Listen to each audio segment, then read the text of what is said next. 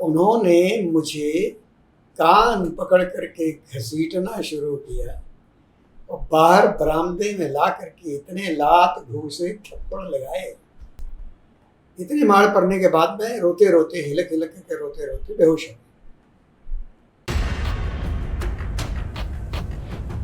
मैं प्रोफेसर शर्मा अपनी जीवन की जो कहानी बता रहा हूँ, एक कंपनी है एम्पावर टॉक्स, उसमें मैं आया हुआ हूँ और मैं आपसे बातचीत कर रहा हूँ।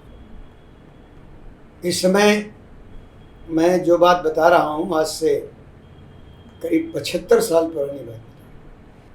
मैं एक गांव में, शहडोल ज़िले के गांव है सोन के किनारे, उसका नाम बलबहरा है। वहाँ पौराणिक परिवार में मेरा जन्म हुआ और सब वर्ग के लोग मेरे बड़े प्रिय मित्र हैं। मैं थोड़ा जब वहाँ के स्कूल में पढ़ता था, 6वीं का क्लास में, उसकी एक घटना मैं आपसे शेयर करना चाहता हूँ। मैं उन दिनों परीक्षा में बैठ रहा था, वार्षिक परीक्षा में, और उन दिनों हम लोगों को 6वीं क्लास से सिविक्स पढ़ाई जाती थी। दुर्भाग्य से आजकल सिविक्स नहीं पढ़ाई जाती और यही कारण है कि हमारी नई पीढ़ी का सिविक सेंस गायब है। सिविक सेंस अगर लाना है तो सिविक्स पढ़ाना ही पड़ेगा और उसका अभ्यास भी करना पड़ेगा। सिविक्स की परीक्षा थी और उन दिनों टाट पट्टियाँ होती थी क्लासरूम्स में, जिसमें बैठ करके तख्ती पर हम लोग आंसर बुक्स लिखा करते। हुआ ये कि अचानक ही हमारे हेड मास्टर साहब थे, उनका नाम खरे माँ साहब था, हम लोगों ने वो खरे माँ साहब बोलते थे, और बड़े ही मीठे स्वभाव के व्यक्ति थे। विद्यार्थियों से बहुत ही स्नेह करते थे। उन्होंने आदेश दिया कि अब विद्यार्थियों का जो रोल नंबर है उनका स्थान शफल कर दिया जाए, बदल दिया। कमरे भी बदल दिए गए और मुझे जो जगह मिली वहाँ जाके मैं बैठ गया अपनी पेन और दफ्ती वगैरह लेकर। उन दिनों दफ्ती हम लोग लकड़ी की यूज़ करते थे। पर मैं जैसे बैठा तो मुझे लगा कि सीट के नीचे कुछ ऊंचा ऊंचा है, पर मैंने सोचा कि चलो कोई बात नहीं, बैठा हो तो बैठा हो, क्योंकि वो जगह जिस लड़के की थी उसने नकल करने की कॉपी वहाँ छिपा रखी थी। अब बदल गई थी तो मेरी सीट पर चला गया, मैं उसकी सीट पर। परीक्षा जैसे हुई तो हेड मास्टर साहब की जांच शुरू, इंस्पेक्शन। अब खड़े करके और टाट पट्टी के नीचे देखा तो मेरे पर एक किताब और एक कॉपी दोनों मिल गई। उनको जरा भी अपेक्षा नहीं थी, सोचते भी नहीं थे मेरे बारे में कि मैं ऐसा काम करूँगा, और उन्होंने मुझे कान पकड़ करके घसीटना शुरू किया और बाहर बरामदे में ला करके इतने लात घूसे थप्पड़ लगाए।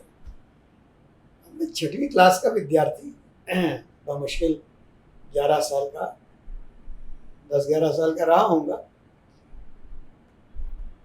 इतनी मार पड़ने के बाद मैं रोते रोते हिलक हिलक के रोते रोते बेहोश हो गया और बाद में उन्होंने मुझे पानी वानी पिलाकर होश में लाए और उन्होंने कहा कि खबरदार, आइंदा तुमने।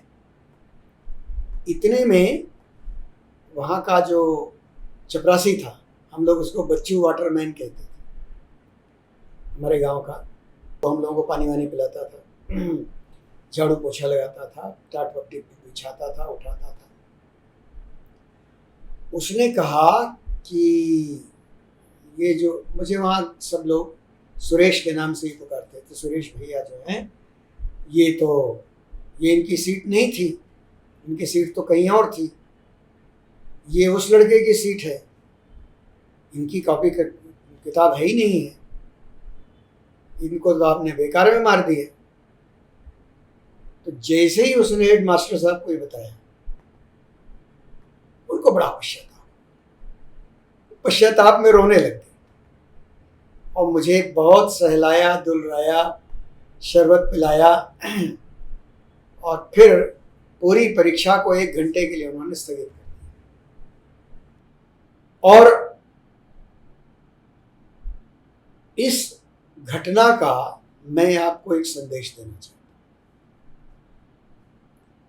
हूं। आपके भी जीवन में ऐसा बहुत बार होता कि वो गलती जिसके लिए आपने वो गलती की ही नहीं है और उसके लिए आपको पनिशमेंट मिला है, दंड मिला है। आम तौर पर आजकल के बच्चे जो हैं ये प्रश्न करते हैं कि आखिर मैंने किया ही क्या है जो मुझे पनिशमेंट आप दे रहे हैं, और लड़ने पर उतारू हो जाते। ये ठीक नहीं। बड़ी उम्र के बच्चे तो एकदम मार धाड़ पर उतर आते। इसलिए मेरा अनुरोध है कि किसी भी उम्र के बच्चे हों, विद्यार्थी हों, व्यवसायी हों, नौकरी पेशा हों, कोई भी हो, किसी भी व्यवसाय में हो, यदि उनके साथ ऐसा होता है कि वो गलती जो उन्होंने की ही नहीं है उसके लिए उनको दंडित किया गया, अगर दंडित किया गया है तो इसमें दंड देने वाले की गलती नहीं है, क्योंकि उसके पास, जैसे जजेस के पास जो सबूत कहेगा, अब वो झूठ बोल रहा है तब भी आपको पनिशमेंट मिल जाएगा, कोर्ट से भी मिल जाएगा। घर में ऐसा होता है, व्यापार में ऐसा होता है, दोस्तों के बीच में ऐसा होता है। तो हमको चाहिए कि हम उस कारण का पता लगाएं जिस कारण से हमको दंड मिला है। बिना सोचे समझे हम विद्रोह कर उठें, मार धाड़ पर उतर आए, रिवेंजफुल हो जाए, ये ठीक नहीं है, क्योंकि ये चीज़ें ज़िंदगी में अक्सर होती ही हैं। और नई पीढ़ी को विशेष रूप से मैं एक सीनियर टीचर होने के नाते कहना चाहता हूँ कि हो सकता है कि आपके ऊपर अन्याय हुआ, आपको दंडित किया गया, आपको पीड़ा पहुंचाई गई हो एक गलत जानकारी के आधार, गलत फहमी के आधार पर, तो आप उसको पहले ये पता लगाएं कि आखिर वो गड़बड़ी हुई कहाँ। यदि आपके अंदर ये सोच है कि आप अपने उन कारणों का पता लगा सकते हैं, रिसर्च कर सकते हैं, ढूंढ सकते हैं और ढूंढ करके समाधान खुद अपना कर सकते हैं, इससे बड़ी एम्पावरमेंट जिंदगी में और कोई दूसरी नहीं हो सकती। और मुझे लगता है कि जिस बात को मैं कहने आया हूँ वो मैंने आपके पास तक पहुँचा दी है कि आप विचारशील बनिए,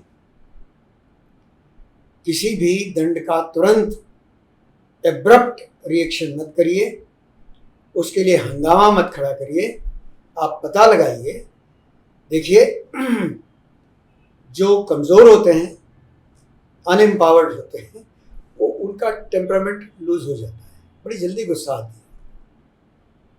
पर जो लोग एम्पावर्ड होते हैं, जिनके अंदर आत्मबल होता है, आत्मविश्वास होता है, हिम्मत होती है, वो लोग कारण का पता लगा लेते हैं, अपना समाधान कर लेते हैं और अपने आगे की ज़िंदगी के रास्तों को ठीक प्रकार से सोच समझ करके, विचार करके, निर्णय लेकर के आगे जाने की तैयारी करते हैं।